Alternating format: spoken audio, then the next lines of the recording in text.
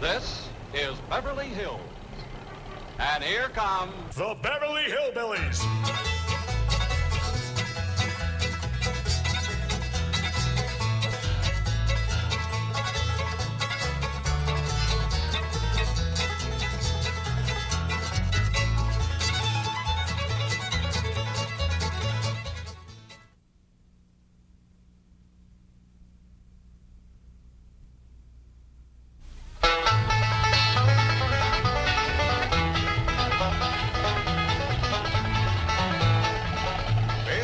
Let's find that house we bought. House they bought? In Beverly Hills? Whoa, wait a minute, hold it. How could a bunch of hillbillies possibly buy a mansion like this?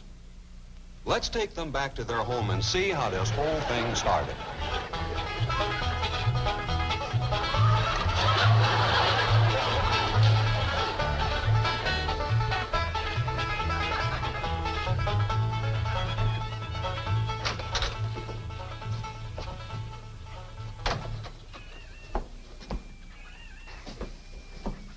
Jed, you gotta do something about that young'un of yourn. How'd that happen? Fighting with a bobcat. Get hurt? I reckon so. It went limping off on 3 legs. I swear I don't know what I'm gonna do about that girl. Well, the first thing to do is to get her into a dress. She's getting too big to be wearing man's duds. Looky here. She's done popped the buttons off of her shirt again. Well, Ellie Mae carries herself proud, with her shoulders throwed back. It ain't her shoulders that's popping these buttons.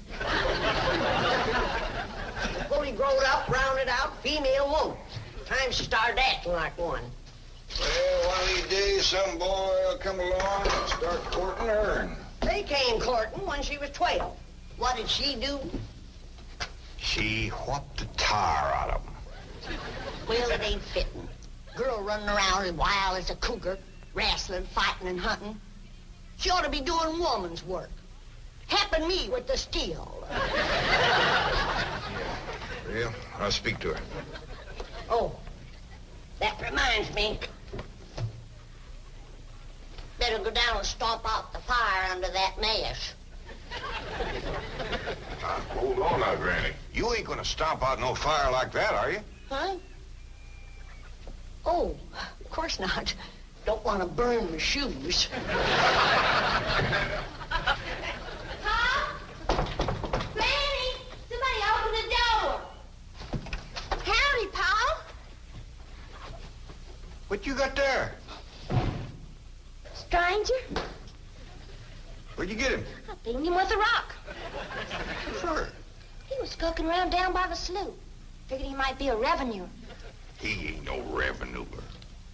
Then can I keep him? Of course not. Well, I caught him. Don't matter.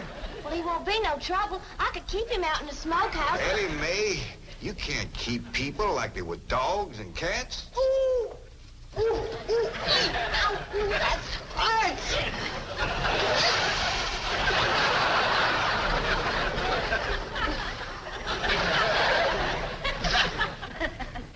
Who's that? Some feller Ellie found nosing around. Beamed him with a rock so it'd be easier to tote. Here, fellas from the petroleum company. What's a petroleum? I don't know. He asked me if he could do some wildcatting down by the slough. I said, help yourself. We're glad to get rid of the critters. What'd he say? He kind of laughed. The last on him, there ain't no wildcats down there at that slough. No, it's too full of oil. Oh, what happened? Where am I? This here's the Clampett place. I'm Jed Clampett, my young and Ellie Mae, and Granny. Granny says you've been doing some wildcatting. There's no need to. Mr. Clampett, that swamp of yours is full of oil. I could have told you that. Well, my company would like to pump it out. Yeah, I'd like that too, but I just can't afford to have it done. Oh, no, you don't understand. You see, you wouldn't have to pay for it. Oh, I don't take favors from strangers. No, Mr. Clampett, you see, you're a very rich man. How big a rock did you bean him with? No bigger than a hedge apple. Listen, I've got to call my office in Tulsa. Have you got a telephone? A what? A telephone? Well, maybe one of your neighbors has one. It's well, down in this country, it's probably a box attached to the wall. And, you talk into it, and they can hear you in Tulsa. Maybe you better sit down for a spell. Oh, I haven't time. Listen, where's the nearest airfield? Airfield? You know, Granny, that's one of them there fields sets up in the air. Oh, never mind. I'll find it myself. Listen, now don't you sell that swamp till you hear from me. I'm flying to Tulsa. Now he thinks he's got wings.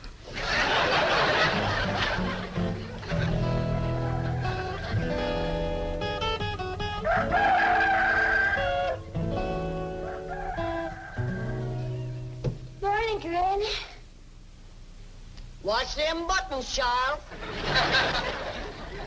Granny! Them pigs of yours got into the corn. Did they drink much? I reckon they did. This here little fella was kicking blue blazes out of the mule. That's the trouble with razorbacks. They such a mean drunk.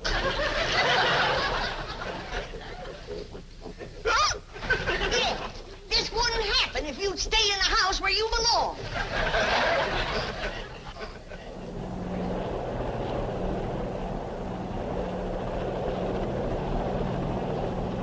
There it is, Mr. Brewster. On the tests and surveys, I'd say that's going to be one of the richest pools since East Texas. News like this is bound to get out. Let's go down and get Clampett's name on a deal. Where's the gun? Where's the gun? Oh, there. What's the matter? You want to see what just flew over Blueberry Ridge? What? The dad-blamedest biggest bird you ever laid eyes on. Probably just an overgrown chicken hawk. Chicken hawk, nothing. That thing could make off with the hog. Hurry up, put that gun together. No room to land near the cabin, Mr. Brewster. It's too rocky and hilly. Then let's get the sling ready to be lowered. Well, Mr. Brewster, that might be dangerous. Hang the danger. We're going to be the first oil company down there if it kills you. Yes, sir. Me? Don't worry. If it's safe, I'll follow you. Granny, I see it. There it is. Land of mercy, look at that. What you doing, Granny? That thing's only got one claw, but danged if it ain't grabbed up a man. Hurry, Pa, it's my stranger. Where is it? Just flew over the house. I'll get it on t'other side.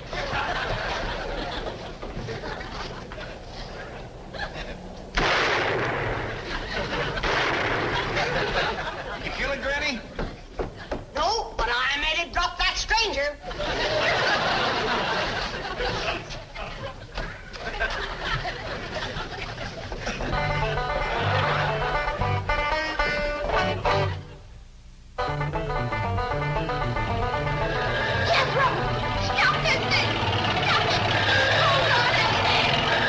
Granny! Granny! Yes, Jed? Granny, grab a hold of something and hang on. Cousin Pearl and that overgrown son of hers is headed right for the cabin in that old truck. Heaven protect us.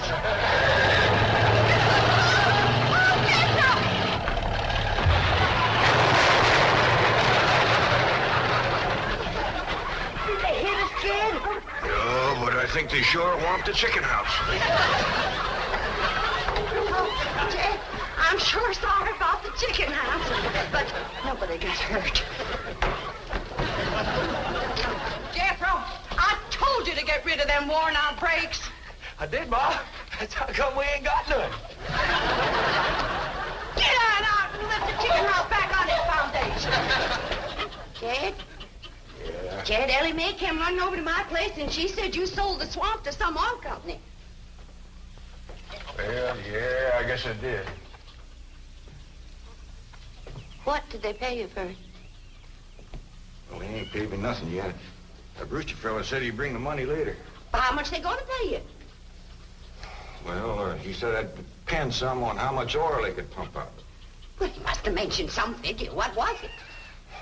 Now, Pearl, you know that old swamp weren't worth shucks. Jed Clampett, you got slicker and you're ashamed to admit it. That's just what I told you. Granny, how much they gonna pay him? All right, I'll tell you. He said it runs somewhere between 25 and 100. 25 and 100? I know it don't sound like much, but Mr. Brewster seemed to set great store by the fact he's going to pay me in some new kind of dollar. There ain't no new kind of dollars. Well, it's new to me. I've heard of gold dollars, silver dollars, paper dollars, but he says he's going to pay me in, what do you call them, Granny? $1 million. Yeah, $1 million? he wrote the whole thing out on this piece of paper. Here, you can see for yourself. I don't know nothing about that kind of stuff. Let's see here now. Thanks in heaven. Granny, give me the jug. It's empty, but I'll fetch some. I'll go, Granny. Jed, you're a millionaire. A millionaire. Yeah, that's what that Brewster fella kept calling me. I didn't know just how to take it. He meant you're rich. Me? The richest man in these hills.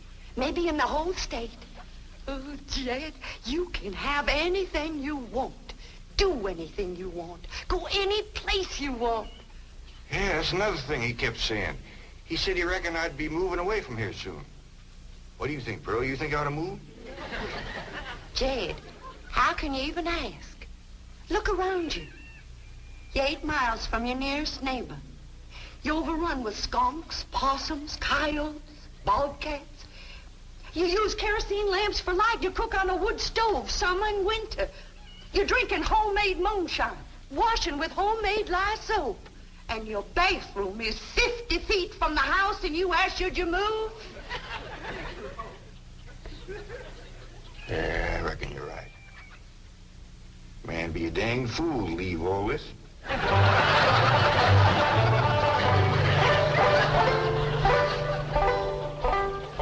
Oh, there you are, Jed. You misunderstood me.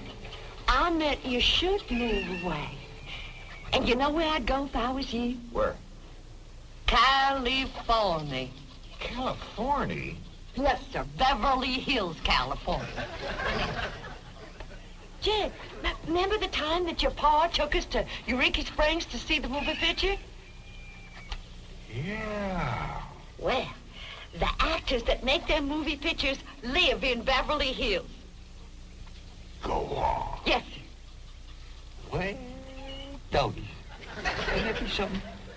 Living in the same neck of the woods with old Tom Mink. It sure would. And we could come visit you. You know what else they say about California? What? It don't get cold out there. What don't get cold out there? Nothing don't get cold out there. They don't have no snow or no ice. Can't they bring some in? They don't want it. That's why'd be so good for Granny. Remember last winter when she slipped on the ice and broke her hip? Yeah, poor old woman. She was limping for 2 days. Well, that couldn't happen in California because they don't have no ice. How come? I don't know how come.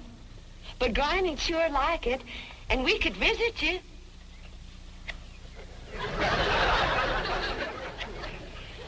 You know what else they say about California? Maybe Jethro'd know how come there's no ice. He's going to school. We could ask him. Jethro, Yeah, Ma. come on over here.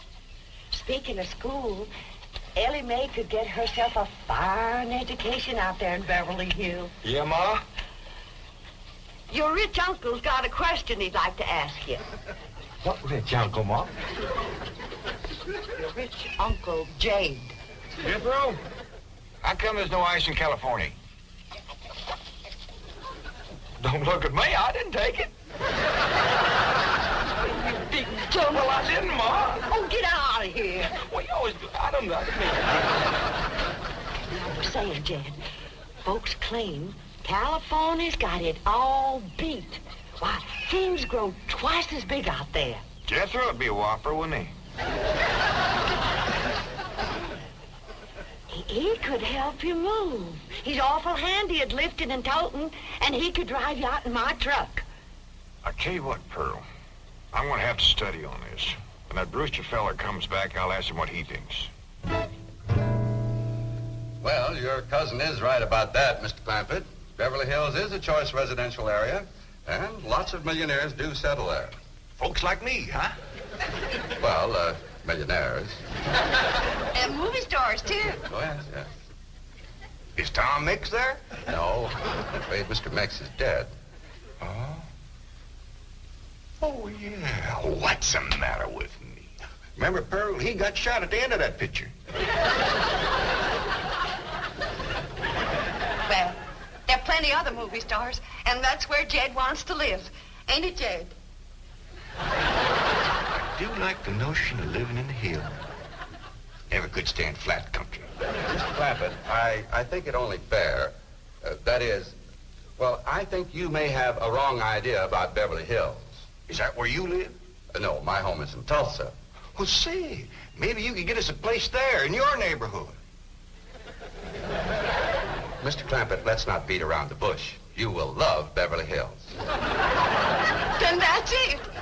Can you steer Jed onto a good place? No, I can get the bank out there to handle it for him. He'd like a nice big place with plenty of room for his kinfolk to visit him. I would like a nice, roomy place if I could afford it. Oh, Mr. Clampett, with your money, you can afford the Taj Mahal. Okay, I'll take it. Well, no, you see, I was just making a little joke. Oh, well, go right ahead. Well, you see, the Taj Mahal is in India.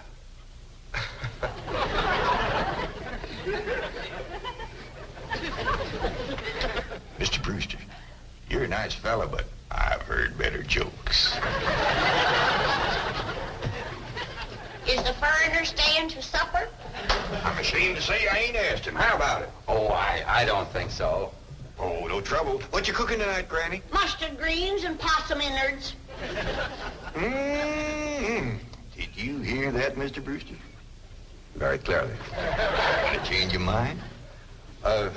Not this time. Well, if you should happen to come back tomorrow, we'll be having leftovers. That's the thing about possum innards. They's just as good the second day.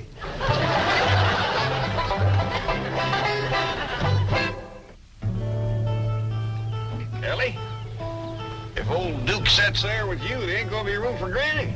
Oh, that's all right, Paul. Granny ain't gone. Who says she ain't? She says she ain't. That's right, Uncle Jed. She's just sitting on the back porch in her rocker, and she says that's as close to California as you're gonna get her. We'll see about that. Dang if I ain't got me the muleyest women folk. We ain't never gonna get there.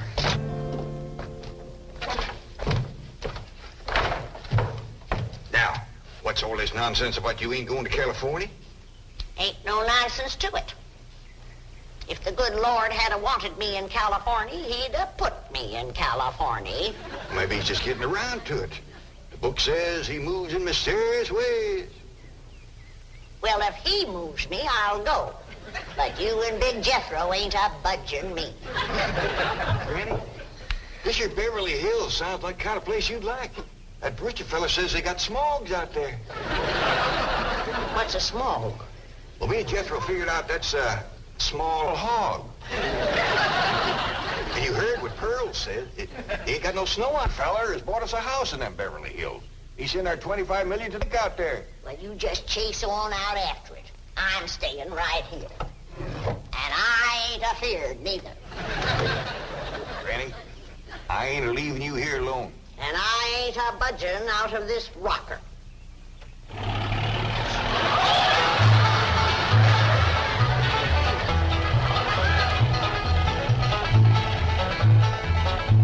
Jethro, what does that sign say?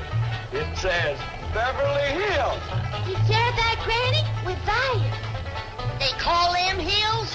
Why, we got moles that can push up higher ridges than that. Well, leastways, these hills will be among our kind of folks.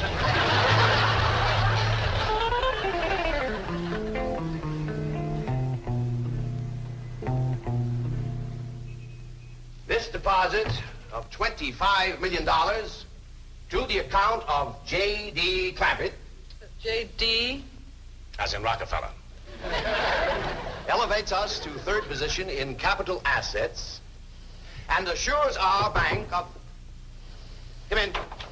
Oh, I'm sorry to interrupt, Mr. Drysdale. All right, Taylor.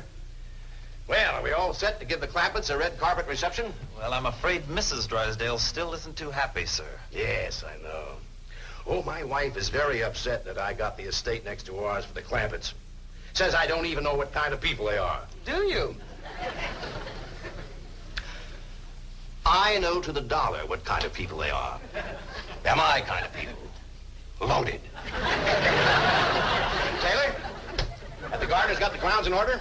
Yes, sir. But I'm afraid that's another thing your wife is upset about. Oh? Well, you see, your gardeners have been working on their lawn all week. Why, they've mowed it, trimmed it, fed it, clipped it. I don't care if they lather it and shave it. This is the most beautiful mansion in Beverly Hills. I want every square inch of ground within those walls in apple pie... Yes? Oh, hello, Margaret. No, dear, I'm very What? Oh, good heavens, did you call the police? I'll be right there. What happened? The Clampett estate is being invaded by a band of outlaws. Invaded? Yes, they're holding the gardeners at gunpoint.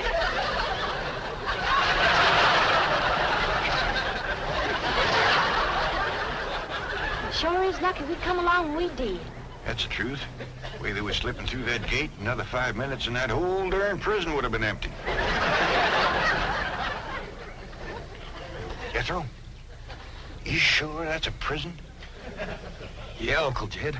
I seen pictures. Only thing is, how come there ain't no guards on them walls?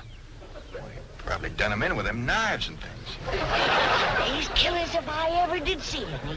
Fine neighborhood we's moving into. You hear that? Hot diggity, there's bobcats in these hills. Them sirens! Somebody's calling the law. I reckon they's gonna be mighty grateful for what we done. Folks out here has got a strange way of showing they're grateful. You've locked up one of the richest men in the country. Mr. Clampett, I don't know how to apologize. I'm deeply humiliated. What have you cutthroats done with J.D. Clampett? I'm Jed Clampett, and I'd appreciate it if you'd let go of my Sunday shirt. You're J.D. Clampett, the oil millionaire? Yep, this here's my nephew, Jethro. Howdy. Quickly, man, unlock this cell. Mr. Clampett, on behalf of the entire city of Beverly Hills, I extend our deep and humble apologies for this unfortunate and embarrassing incident. Oh, I'm Milburn Drysdale, president of the Commerce Bank of Beverly Hills. My car is waiting to take you and your family to your new home. We want you to know how happy we are to have you, your handsome nephew, your lovely daughter, and your beautiful mother. Wait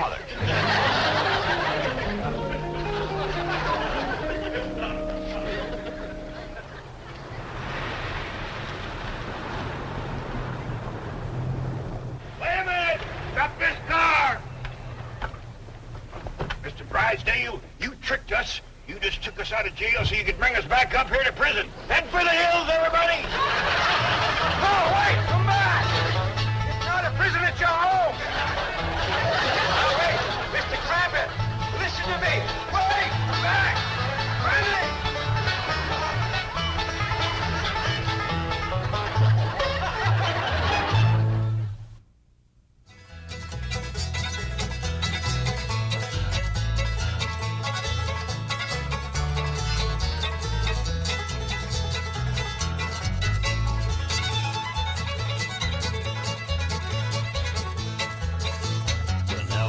Say goodbye to Jed and all his kin. They would like to thank you folks for kindly dropping in. You're all invited back next week to this locality to have a heaping helping of their hospitality.